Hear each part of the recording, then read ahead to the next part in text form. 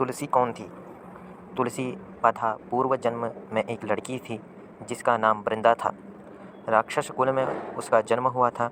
बचपन से ही भगवान विष्णु की भक्त थी। बड़े ही प्रेम से भगवान की सेवा पूजा किया करती थी। जब वह बड़ी हुई तो उनका विवाह राक्षस कुल में दानवराज जलंधर से हो गया। जलंधर समुद्र से उत्पन्न हुआ था। वृंदा बड़ी ही पतिव्रता स्त्री थी, सदा अपने पति की सेवा किया करती थी।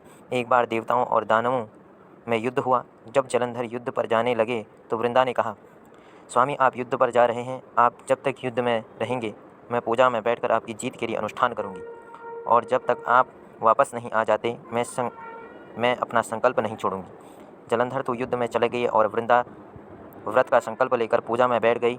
उनके व्रत के प्रभाव से देवता भी जलंधर को न जीत सके। सारे देवता जब हारने लगे तो विष्णु जी के पास गए। सबने भगवान से प्रार्थना की तो भगवान कहने लगे कि वृंदा मेरी परम भक्त है, मैं उसके साथ छल नहीं कर सकता। फिर देवता बोले, भगवान दूसरा कोई उपाय भी तो नहीं है, अब आप ही हमारी मदद कर सकते हैं। भगवान ने जलंधर का ही रूप रखा और वृंदा के महल में पहुंच गए। जैसे ही वृंदा ने अपने पति को देखा वे तुरंत पूजा से उड़ गई और उनके चरणों को छू लिए। जैसे ही उनका संकल्प टूटा, युद्ध में देवताओं ने जलंधर को मार दिया और उसका सिर काट कर अलग कर दिया। उनका सिर वृंदा के महल में गिरा। जब वृंदा ने देखा कि मेरे पति का सिर तो कटा पड़ा है, तो फिर ये जो मेरे सामने खड़े हैं ये कौन हैं? उन्होंने पूछा, आप कौन हो जिसका स्पर्श मैंने किया? तब भगवान अपने रूप में आ गए पर वे कुछ न बोल सके। वृंदा सारी बात समझ गई।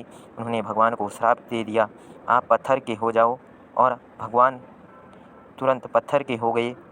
सभी देवता हाहाकार करने लगे। लक्ष्मी जी रोने लगी और प्रार्थना करने लगे। जब वृंदा जी ने भगवान को वापस वैसा ही कर दिया और अपने पति का सिर लेकर वे सती हो गई। उनकी राख से एक पौधा निकला। तब भगवान विष्णु जी ने कहा, आज से इनका नाम तुलसी है और मेरा एक रूप इस पत्थर के रूप में रहेगा जिसे शालिग्राम के नाम से तुलसी जी के साथ ही पूजा जाएगा, और मैं बिना तुलसी जी के भोग स्वीकार नहीं करूँगा। तब से तुलसी जी की पूजा सभी करने लगे और तुलसी जी का विवाह शालिग्राम जी के साथ कार्तिक मास में किया जाता है। जो तुलसी जी का विवाह है वह शालिग्राम जी के साथ कार्तिक मास में किया जाता है। देव उठावनी एकादशी के दिन इसे तुलसी विवाह के रूप में मनाया जाता है। जब कार्तिक मास में देव उठावनी एकादशी आती है, जो आज ही के दिन है, तो इस दिन तुलसी विवाह के रूप